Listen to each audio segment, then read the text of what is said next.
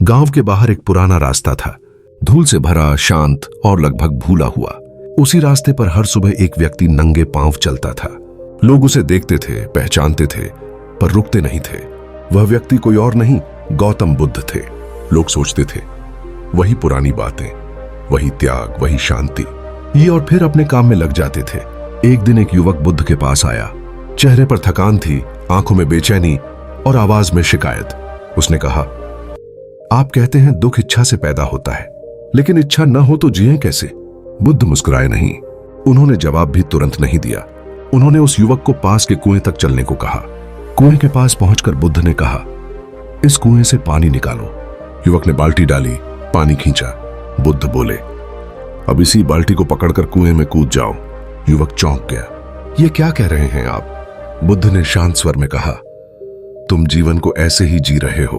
पानी चाहिए पर कुएं में कूदकर, इच्छा चाहिए पर उसके गुलाम बनकर। युवक चुप हो गया। बुद्ध ने तब कहा, मैंने कभी नहीं कहा इच्छा छोड़ दो। मैंने कहा था इच्छा तुम्हें न चलाए। वो बात थी जो बुद्ध ने सबको बताई, लेकिन कोई सुनना नहीं चाहता, क्योंकि अगर यह बात सुन ली तो बहाने खत्म हो जाते हैं। अगर यह मान लिया जाए कि हमारे दुख का कारण कोई और नहीं, हम खुद हैं, तो फिर किसे दोष देंगे? लोग बुद्ध की बात सुनते थे पर अपनी जिंदगी पर लागू नहीं करते थे, क्योंकि बुद्ध की बात सुनने का मतलब था अपनी आदतों पर सवाल उठाना, अपने गुस्से, लालच, डर और ईगो को देखना।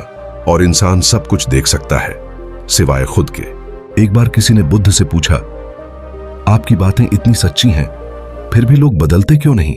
बुद्ध ने कहा, क्योंकि सच कड़वा नहीं होता, सच जिम्मेदारी मांगता है। नहीं, और जिम्मेदारी कोई लेना नहीं चाहता। आज भी लोग कहते हैं दुनिया खराब है, लोग बुरे हैं, समय सही नहीं है, लेकिन कोई ये नहीं कहता मैं गलत दिशा में चल रहा हूं। बुद्ध ने कहा था, तुम्हें किसी भगवान की जरूरत नहीं, तुम्हें जागने की जरूरत है। पर जागना सबसे मुश्किल काम है, क्योंकि जागते ही तुम्हें दिखने लगता है कि तुम अब तक खुद से झूठ बोलते आ रहे थे। इसलिए लोग बुद्ध को मूर्ति बना देते हैं, किताबों में बंद कर देते हैं, कोर्ट्स में कैद कर देते हैं, क्योंकि मूर्ति सवाल नहीं पूछती, कोर्ट जिम्मेदारी नहीं मांगता।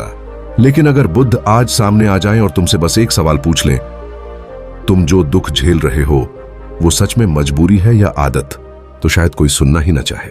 यही कारण है कि बुद्ध ने जो कहा वो आज भी उतना ही सच है और उतना ही अनसुना, क्योंकि बुद्ध ने कभी तुम्हें सहारा नहीं दिया, उन्होंने आईना दिया। और आईना हर कोई देख सकता है, पर उसमें टिककर खुद को बदलने की हिम्मत बहुत कम लोग करते हैं। बुद्ध ने एक बात और कही थी जो उन्होंने भीड़ में कभी नहीं बोली, क्योंकि वो बात सुकून नहीं देती, वो तुम्हारी सबसे बड़ी कमजोरी उजागर कर देती है। वो बात सुनने के बाद तुम किसी को दोष नहीं दे पाओगे, न हालात को, न किस्मत को, न लोगों को। अगले भाग में बुद्ध का वो सवाल सुनोगे जिसके बाद ज्यादातर लोग खामोशी से पीछे हट जाते हैं। अगर तुम्हें लगता है कि तुम्हारा दुख सच में मजबूरी है, तो अगला भाग मत देखना, क्योंकि अगला भाग सच नहीं बताएगा, सच तुमसे निकलवाएगा।